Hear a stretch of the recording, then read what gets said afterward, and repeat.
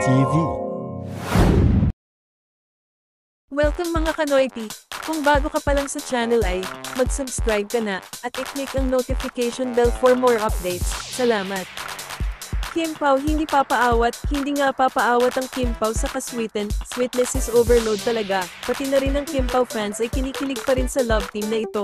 Kim Pao ship is still sailing, alam natin na magkatrabaho sila, sabi pa nga ng mga fans ay, parang there's something, minsan nga sa It's Showtime ay, kapag min-mention ang pangalan ni Paulo ay, iba ang ngiti ni Kim Chu. Alam naman natin na hiwalay na siya sa jowa niyang si Sian Lim, na kung saan may cheating issue daw, pero anyway deserve naman ni Kimi na buksan ulit ang puso niya, at sumaya ulit sa pag-ibig.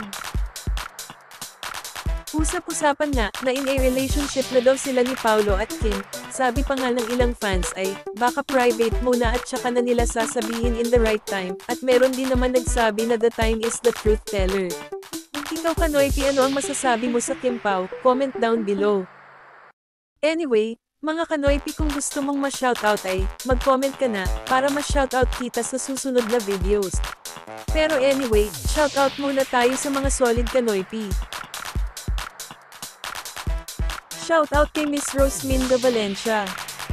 Shoutout to Leonila Webster. Shoutout to Mary Ann Kamit. Shoutout to Zitkas Does Stuff. Shoutout to Virginia Iguchi. Shoutout to Herminia Velasco. Salamat po sa mga solid Kanoypi sa pag-share nyo ng mga komento, at salamat sa suporta. Anyway, salamat sa panunood, at huwag makalimutang mag-subscribe at i-click ang notification bell for more updates. Salamat! Thanks for watching!